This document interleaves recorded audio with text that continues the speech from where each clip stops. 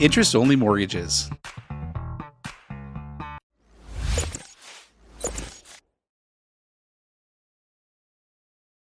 Hey, what's going on, everybody? It's Jeff Trevarthen, Jeff the Mortgage Pro. Thanks so much for joining me today. Today, we're talking about interest only as a function of your mortgage and how does that work. But first, if you get a chance, if you would please like my videos. If you like the information that you see, it really helps me out, get my message out to as many people as possible when you hit that like button.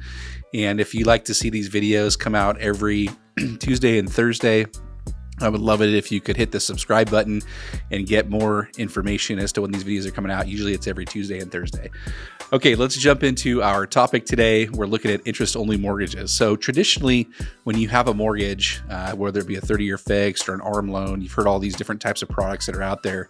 They're both principal and interest payments, okay, on your monthly payment every single month. But with an interest-only mortgage, you are only paying the interest portion of that mortgage.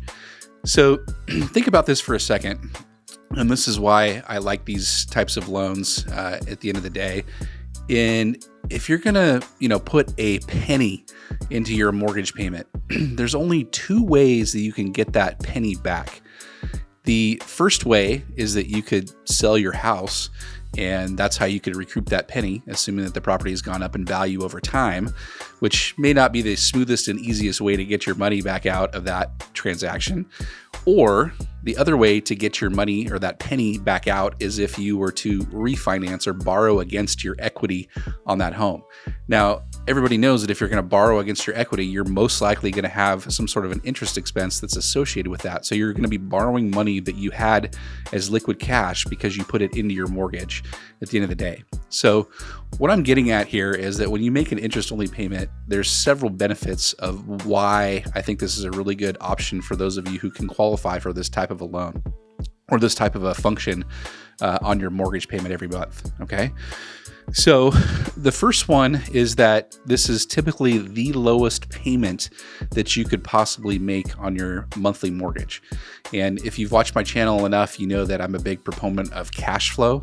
So cash flow in the terms of whether it be coming from your monthly income coming in and your expenses going out. This is going to be the lowest expense on an interest-only mortgage that you're going to have for your mortgage payment, is to have an interest-only feature on your mortgage. Okay, so cash flow is really important in that sense. And then if you were like an investor and you had an interest-only mortgage on there, chances are that that would be the lowest payment that you could possibly make, which means that the income coming in or generated from your investment property is also going to be maximized when you have an interest-only product on your mortgage. So really, really good because that's going to be the lowest payment you can possibly make.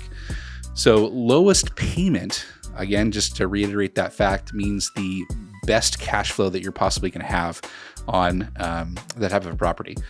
One of the things that you may not know, or maybe you do know, is that values tend to go up way faster in terms of appreciation than they do by paying principal down on a loan.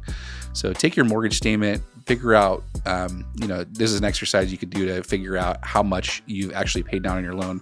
You know what your original loan balance was, but look at your mortgage statement and see how long it's taken you to pay down the principal that you have on your current loan. Most mortgages are structured so that the first 10 years or so of a payment plan on your mortgage is going to have mostly an interest-only expense anyway. You're going to be paying mostly interest for the first 10 years on your mortgage loan. And as a matter of fact, I don't know very many people who pay off their mortgage loan over the long term. So this could be a good way for you to definitely help improve your cash flow.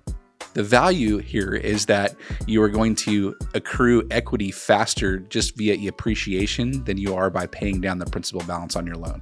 So with an interest-only payment, you're going to have the lowest possible payment that you can possibly have. And then lastly, you're maximizing your tax benefit, if there is any, that you can have on a particular loan, right? You don't have any income tax benefit for paying principal down on your loan. You only have the interest expense that you can maximize as your tax benefit. So when you're paying just interest, you are fully maximizing that tax benefit on there, even though you're not paying down any part of a principal balance. Okay, so these are some of the things that I love about interest-only features on loans where you're paying just interest only. I really like the cash flow portion. That's my favorite thing that there is about these interest-only mortgages. Here's what I don't like about these mortgages, and it might sound like I'm I'm trying to get at that this is a really good product because I think it is, but only these types of features are reserved for jumbo loans and non-QM mortgages, which means those are going to be a little bit harder to qualify for anyway. And the normal borrower can't usually get one of these types of loans. Like if you're a low down payment borrower, if you have low credit scores, or you don't have much money in reserves, you're not going to qualify for an interest-only loan. So I don't like that about that it's not available for most people, and most of the population could get this feature and maximize their cash flow that way. So I do not like that about that. Banks have made it so hard to qualify for these things that only the top echelon of borrowers are able to qualify for these interest-only loans. So for example, you usually have to have a minimum of 25% down, but more like 35% down is what we're looking for when we're doing interest-only loans. 700 minimum credit, but more likely like 740 or above. And then debt ratios definitely have to be below 43%.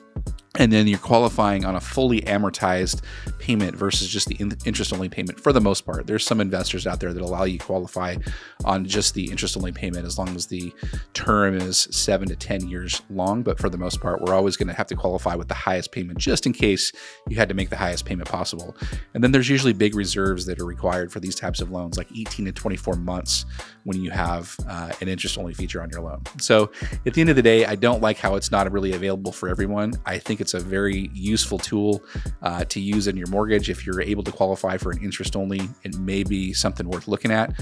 As always, what I would say to anybody too is just make sure you run the numbers. Like there's times when an interest only payment is actually going to be more than a fully amortizing payment, and we would definitely not want that. Okay, so make sure that you always run the numbers first on whether you get this interest only feature or not. If you have any questions at all, please feel free to reach out to me. What I'll do is I'll put my Calendly link down below in the description, and I'll also put it down below in the comments. So if you'd like to talk to me about interest-only mortgages or any type of mortgages that you have, I'd love to be a resource for you, and I look forward to seeing you guys on the next show. Thanks for watching.